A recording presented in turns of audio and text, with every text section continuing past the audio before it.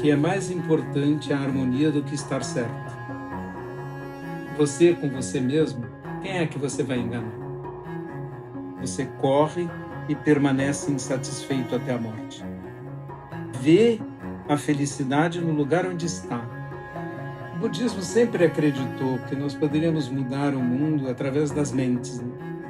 Nós precisamos escapar dessas mentes que escolhem ou isto ou aquilo. A maior tolice dentro de um país como o nosso é uma mente binária, que os homens mais perigosos do mundo são aqueles que têm certeza do que vai ser bom para os outros. E daí querem impor a sua ideia a ferro e fogo. Eu estou aqui falando com você, Paulo. Esse é o pico da montanha da minha vida, o máximo da minha vida.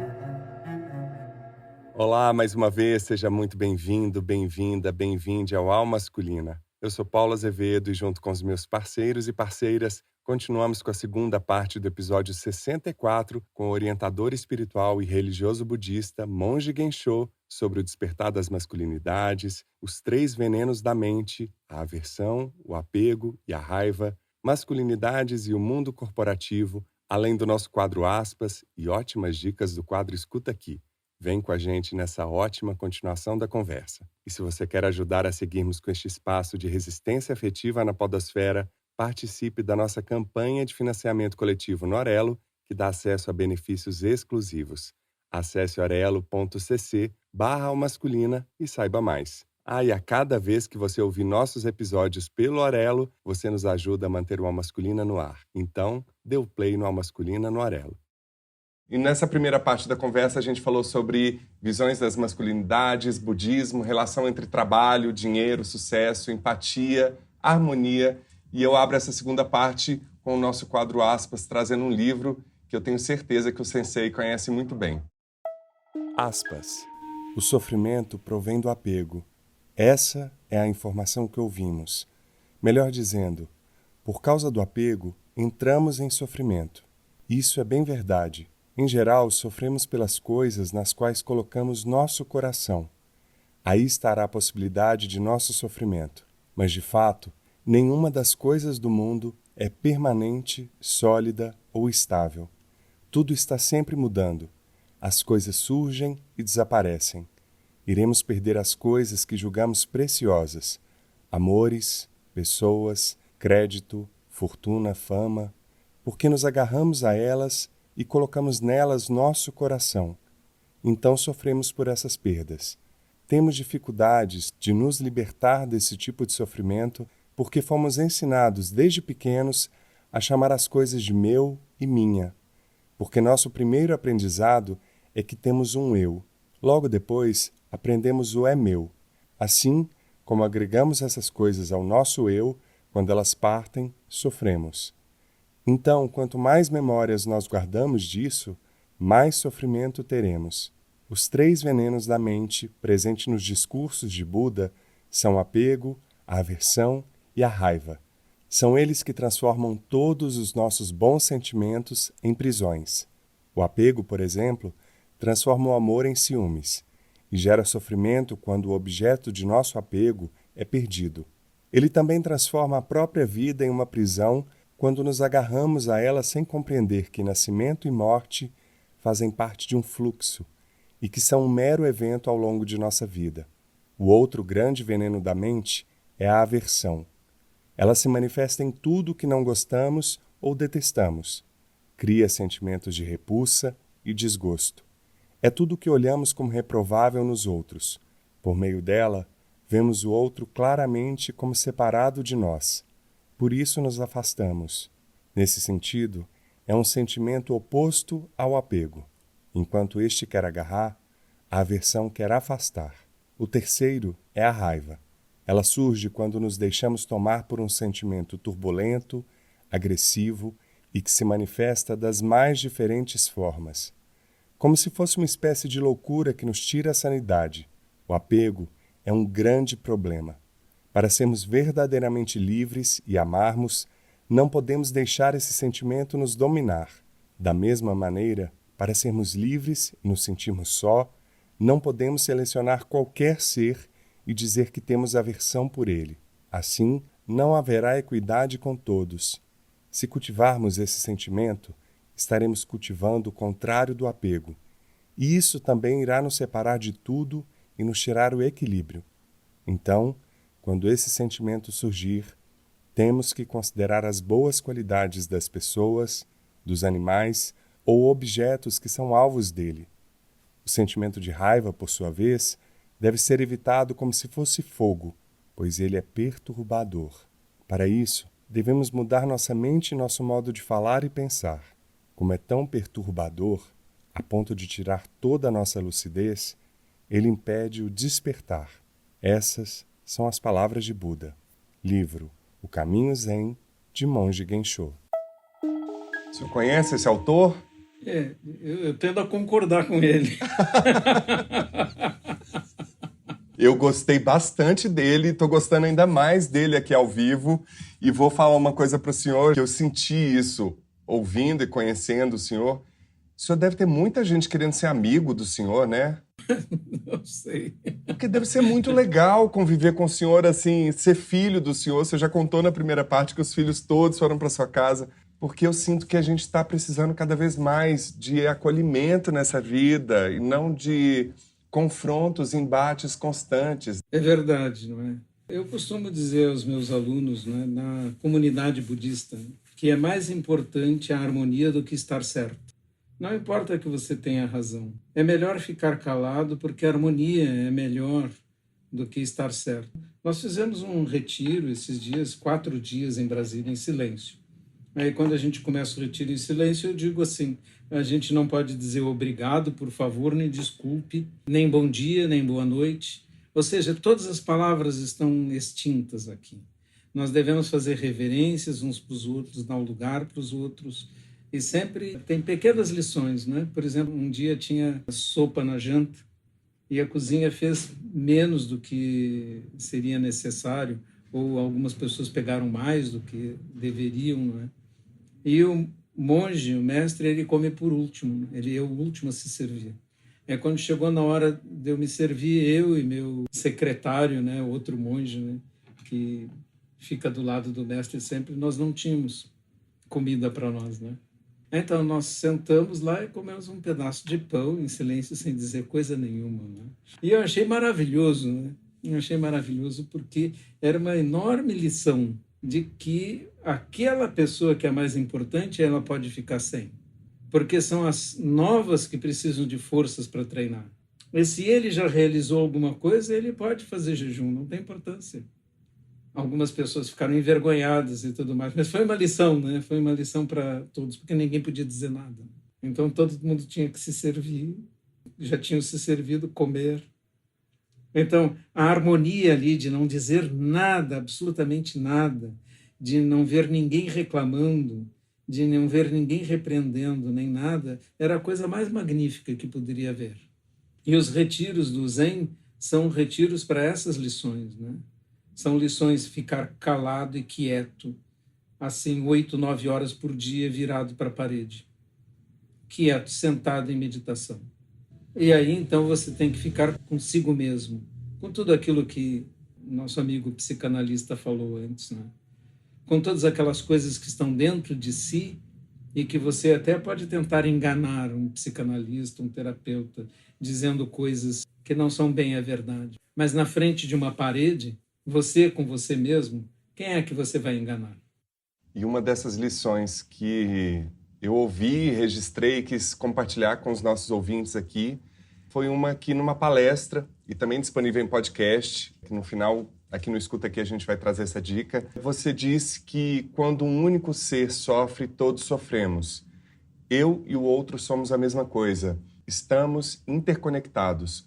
Unicidade de tudo, não dualidade. A dor do outro dói em mim. E eu fiquei com essas frases na minha cabeça, eu fiquei pensando o que falta, pensando nisso que o senhor trouxe nessa palestra, para o despertar das masculinidades, para essa ilusão da heteronormatividade, do patriarcado, que causam tanto sofrimento para eles, quanto para as outras pessoas que não se identificam como homens. A gente falou um pouco sobre isso na primeira parte, mas eu queria que o Sensei falasse um pouco dessa dura batalha das masculinidades entre o Nirvana e a Sansara. O que falta para a gente despertar? É uma questão de maneira de ver, não é? Porque o mundo do Sansara é o mundo da perambulação, em que as pessoas andam de um lado para o outro procurando a felicidade. Uma casa nova, se eu ganhasse na loteria, se aquela pessoa gostasse de mim, se acontecesse isso ou aquilo, então eu ficaria feliz. Esse é o mundo do Sansara. Esse mundo do Sansara, dessa perambulação sem fim, não soluciona nada, porque você corre e permanece insatisfeito até a morte. E o Nirvana é o mesmo mundo, é o mesmo lugar, mas com uma outra mente. Uma mente que vê a felicidade no lugar onde está. Por isso o título daquele meu livro, O Pico da Montanha, é Onde Estão os Meus Pés. Talvez seja o meu livro mais bem sucedido, porque já foi traduzido para o inglês, espanhol, francês. Que chique, gente! Porque tem alguém traduzindo para o russo agora. Uma moça me pediu para traduzir para o russo. Momento oportuno. Então, momento oportuno. O título do livro é O Pico da Montanha Onde Estão os Meus Pés, porque você vai ser feliz se o pico da montanha for onde você está. O exemplo é, eu estou aqui falando com você, Paulo. Esse é o pico da montanha da minha vida. O máximo da minha vida. Porque eu vivi toda a minha vida, de alguma forma, para estar aqui e poder falar com você e falar com todos que ouvem. Este é o pico da montanha. E sentir isto é estar realmente feliz. Porque enquanto você estiver perseguindo o outro pico da montanha que está logo adiante, não é? Ou um outro objetivo e tudo mais, e sempre correndo atrás de realizar essa outra ambição, você não estará em Nirvana, você estará em Sansara. O Nirvana quer dizer sem vento, sem paixões, quer dizer paz realmente. E a paz só vem quando você realmente compreende isto, né? Compreende o pico da montanha. Eu tô tão chique, gente, nesse nosso pico da montanha compartilhado aqui, porque se o Sensei viveu toda essa trajetória incrível para estar aqui, imagina eu, gente, que tô aí na minha passagem do meio da vida e que tem o Sensei neste momento em que ele poderia estar no encontro internacional. Ao masculino é muito chique. Sensei, É verdade. É verdade. Lá também seria o pico da montanha, né? Na realidade, dentro desse conceito que nós estamos falando, né? Não, mas aqui, pelo menos, eu estou partilhando aqui. Lá eu estaria apenas presente. Que quem estaria falando era um mestre japonês que foi escolhido para fazer uma palestra. A Juliana Aires Bacelar pergunta: Sensei, qual foi o estalo que aconteceu que fez com que o senhor percebesse que estar no meio executivo não era aquilo que o senhor queria, e sim dedicar seu tempo e vida ao Dharma e às pessoas? Não foi repentino, Juliana. Era um ano que eu tinha feito, acho que 196 viagens de avião, naquele ano, né? Em uma companhia só. Imagina um programa de milhagem do senhor. Era uma beleza. Só na TAM, naquele ano, eu ganhei 20 passagens aéreas, né? De graça, mas eu acabava usando no próprio trabalho, né? Eu vou dizer que eu não sinto que aproveitava, né? Até quando eu ganhava viagens para o exterior. Você tem que ir na Alemanha lá visitar a feira de Offenbach, lá, que é importante para o nosso negócio. Eu estava fazendo só mais um trabalho, uma tarefa. Não estava realmente usufruindo e aproveitando aquilo.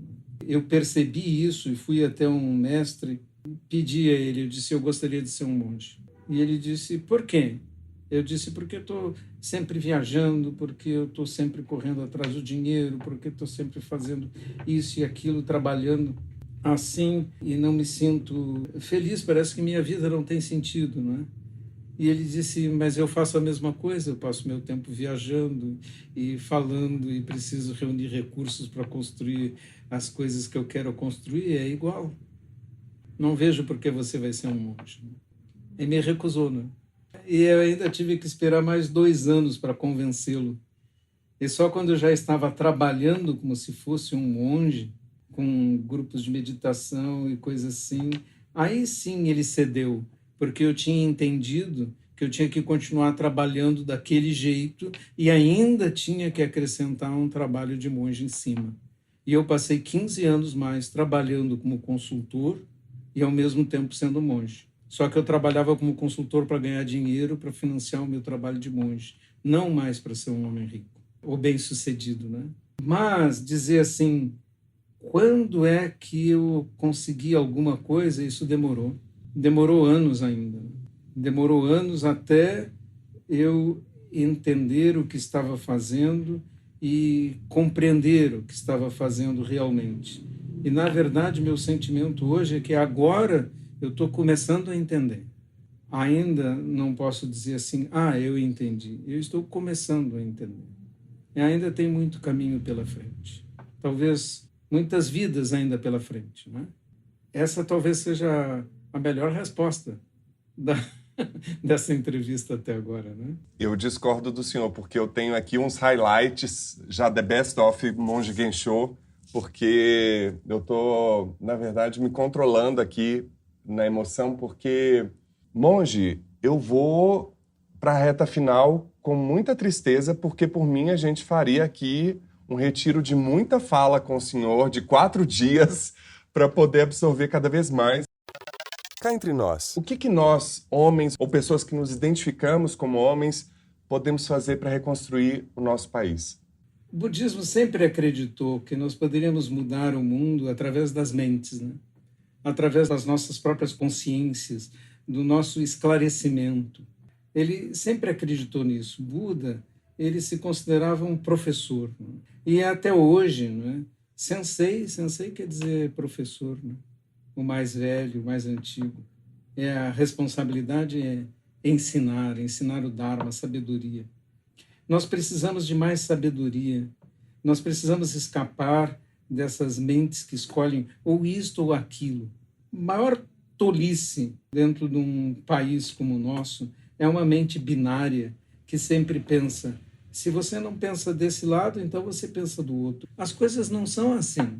Na realidade, nós precisamos de uma posição muito mais intermediária, muito mais voltada para o bem coletivo e voltada para ideais, em vez de voltadas para poder ou voltadas para continuidade, né? Se eu pudesse dizer, me recuso a tomar posições político-partidárias, principalmente de forma pública como monge, porque eu acho que esse não é o papel do monge. Nós temos que chamar as pessoas para os princípios fundamentais da harmonia, da justiça, da equidade. E nós temos que lutar contra as manifestações ignorantes, limitadoras, em que pessoas escolhem caminhos delimitados por uma ideologia. Nós temos que pensar no bem, não numa ideologia em si, porque as ideologias são todas cegas em algum aspecto. Se nós conseguíssemos fazer isso, nosso país seria capaz de melhorar, mas para isso nós precisamos de mentes menos obtusas, que não tentem pensar que as coisas todas são duais, que existe, por exemplo, ou direita ou esquerda. Se eu disser direita, estou falando num conjunto de ideias que tem obscurantismos terríveis, visões exclusivistas e que já fizeram muito mal para a humanidade, né? Muito mal. E se eu disser esquerda, eu também vou falar de idealismos que parecem bonitos à primeira vista, mas que sempre se expressaram através de ditaduras, tiranias, estados policiais, etc. Uma verdadeira vergonha para a humanidade que os ideais sejam sempre distorcidos de tal forma e desandem no poder de alguém que quer dominar os outros, impor e se impor sobre os outros. Uma vez eu escrevi um artigo, muitos anos atrás, em que eu dizia que os homens mais perigosos do mundo são aqueles que têm certeza do que vai ser bom para os outros. E daí querem impor a sua ideia a ferro e fogo. E esse é um mal, tanto da direita quanto da esquerda. A tentativa de impor aos outros as suas próprias ideias, achando que elas estão certas, né?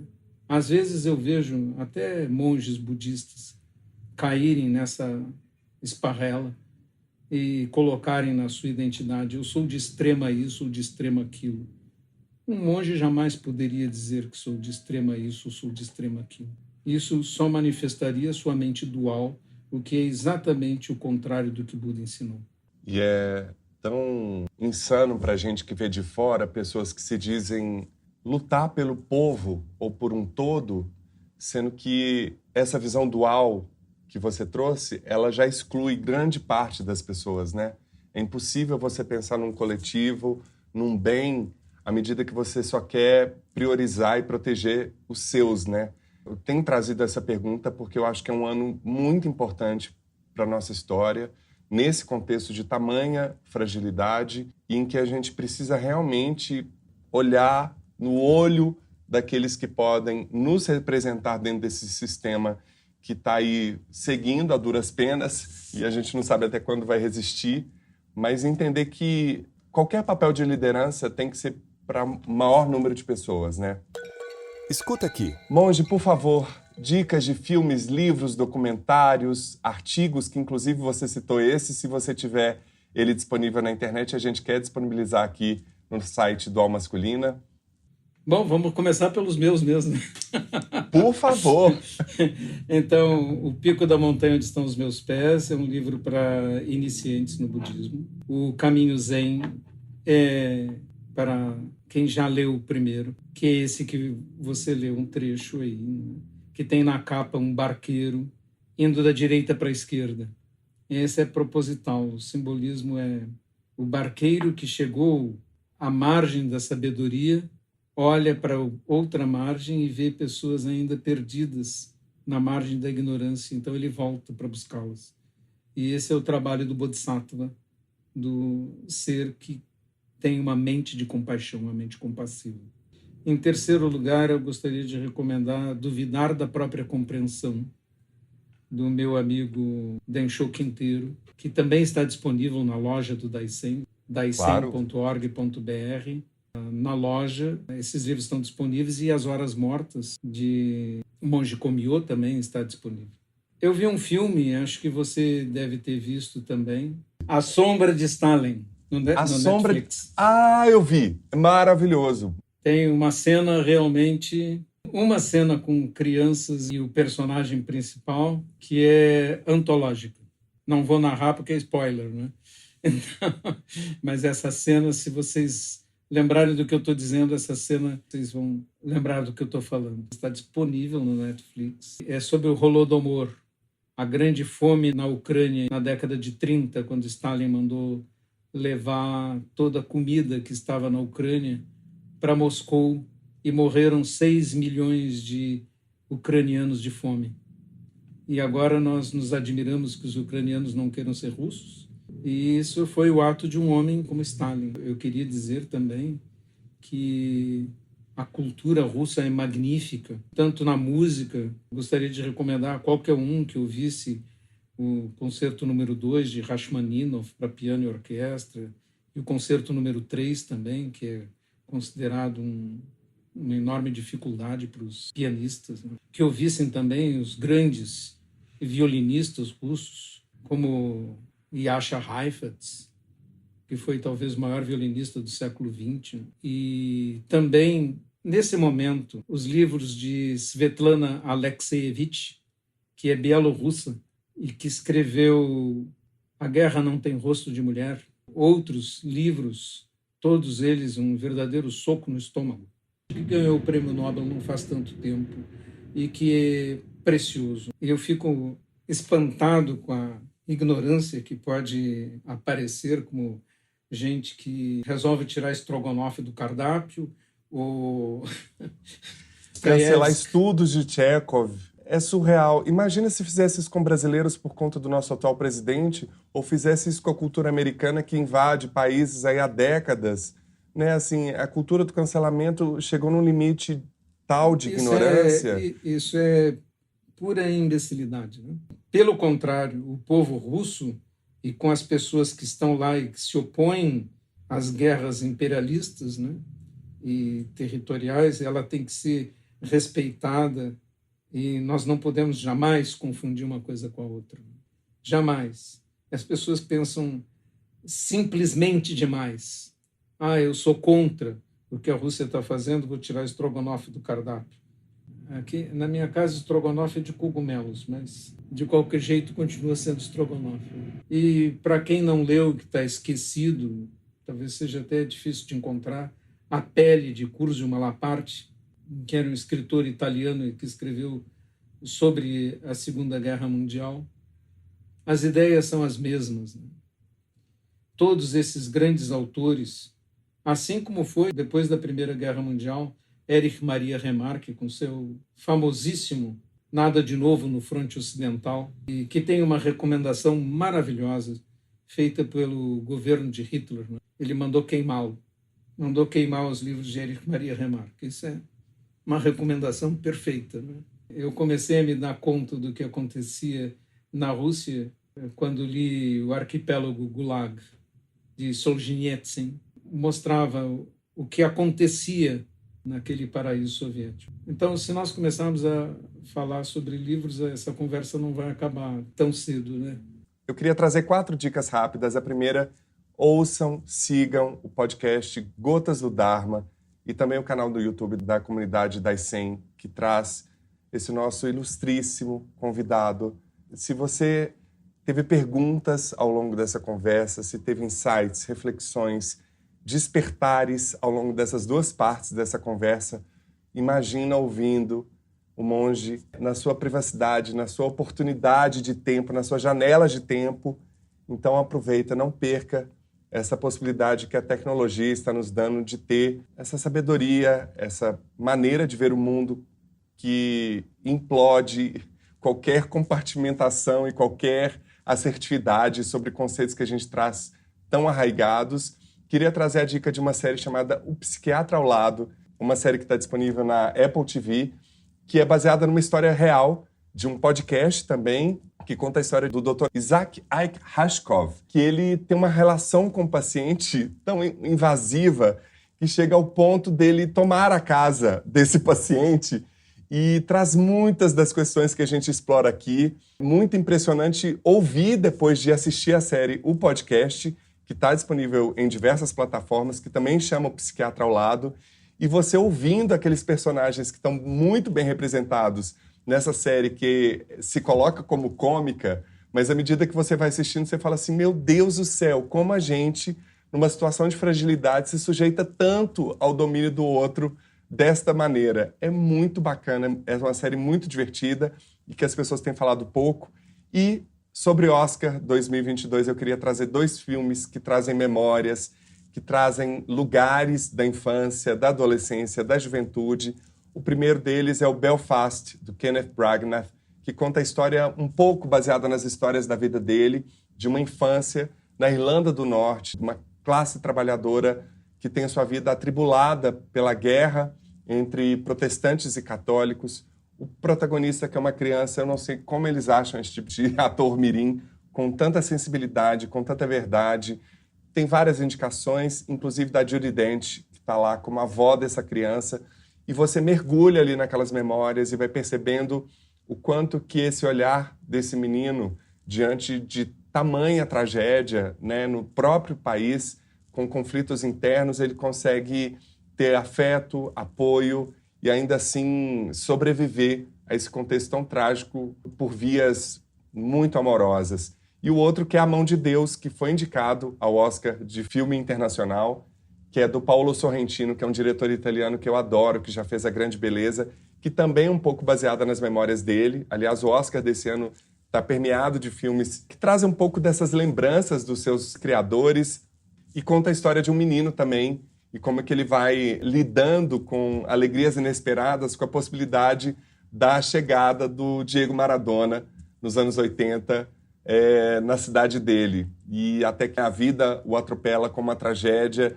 Mais uma vez a gente vai vendo o imponderável acontecendo e como que a gente lida com as circunstâncias que a vida nos traz. A Mão de Deus está disponível na Netflix, Sensei, eu acho que você vai gostar bastante. E o Belfast é um filme de uma poesia, de uma sensibilidade. Me interessa muito quando os cineastas, os roteiristas, trazem um pouco da própria história. E o quem cinema sabe... é a arte do nosso século, né? Da segunda metade do século passado para agora. É a arte que vive seu auge, né? Sensei, eu queria saber como é que faz para te achar nas redes, para te ter por perto, para te seguir, para te rastrear. Eu acho que a maneira mais fácil é baixar no celular o app Zen Daisen, porque ele tem link para tudo.